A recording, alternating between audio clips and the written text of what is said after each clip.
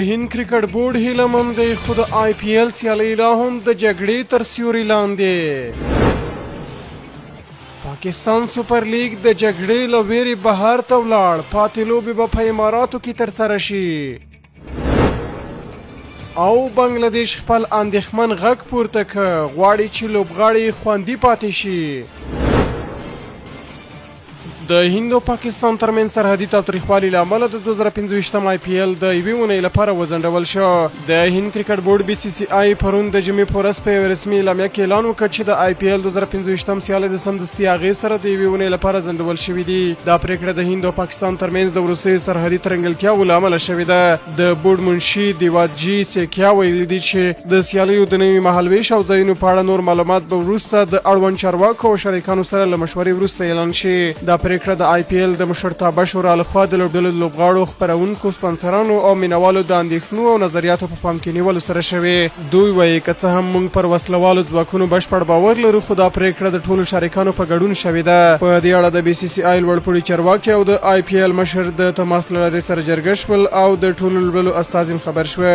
یا د پرېکړې ته یوه ورځ وروسته غبرګون چې د پنجشنبې ماښام د پنجاب کینګز او ډیلي کیپیټلز ترمنځ لوبه د لومړۍ پاڼۍ په جریان کې نیمګړې پرېښودل شوې وه. له دې امله چې د ډرمسالا او نږدې هوایي ډګرونه بند وو، دواړه لوبډلې په بسونو جلندر ته انتقال شوې او بیا یې له هغه ځایه د اورګاډي له لارې ډیلي ته سفر وکړ. دغه راز د سویلي افریقا د لوبغاړو اتحادیې جروي رئیس انډرې افریسیتکي هم ویلي دي چې د لوبغاړو روغتیا او خوندیتوب زموږ لپاره لومړیتوب لري او موږ له ټولو سویلي افریقایي لوبغاړو سره اړیکې نیولې ده او هغوی ته د امنیتي وضعیت راپورونه ورکوو. همداراز هر ډول مرستې ته چمتو یو.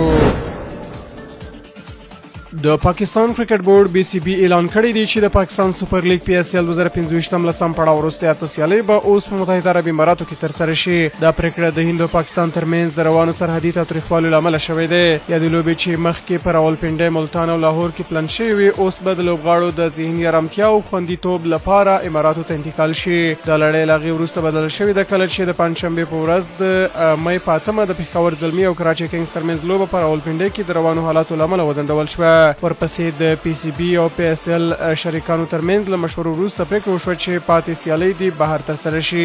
د پی سی بی مشر محسن نقوي ویلي دي زموږ دغه اقدام د ټولو ګډونوالو لوبغاړو د ذهني سلامتیا لپاره دی او موږ هیله لرو چې د زموږ شریکان به له موږ سره ولاړ واوسېږي ترڅو د سیالو لوبډلو لوبغاړو او مینوالو د غوره ګټو لپاره دغه لیګ نور هم پرمختګ وکړي. د پی اس ایل نوی مهالویش لا تر اوسه نه دی اعلان شوی، خو تمه ده چې ډېر ژر به خپور شي.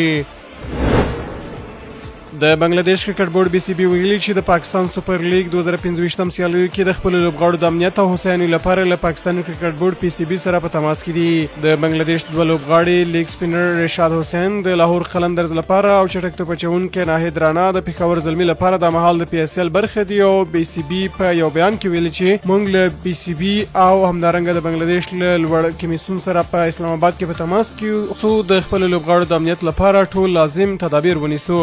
ورته وخت کې د پی سی بی مشرتابه د روانو حالاتو له امله د راتلونکي ټي 20 لړۍ لپاره هم اندېښنه څرګنده کړې ده او ټاکل شوي چې بنگلادیش به د مۍ په 25 د پاکستان پر وړاندې 15 ورځې لوبې ترسره کړي، خو اوس دغه پلان تر پوښتنې لاندې راغلی دی. د بنگلادیش کرکټ بورډ مشر ویلي دي چې موږ دا مهال د پاکستان سفر په اړه باندې پرېکړه نه کوو او دا موضوع به 3 یا 4 ورځې انتظار وکړي. موږ غواړو لومړی دغه وضعیت وګورو چې اوس زموږ اصلي اندېښنه زموږ دواړه لوبغاړي دي چې د پی اس ایل برخه دي.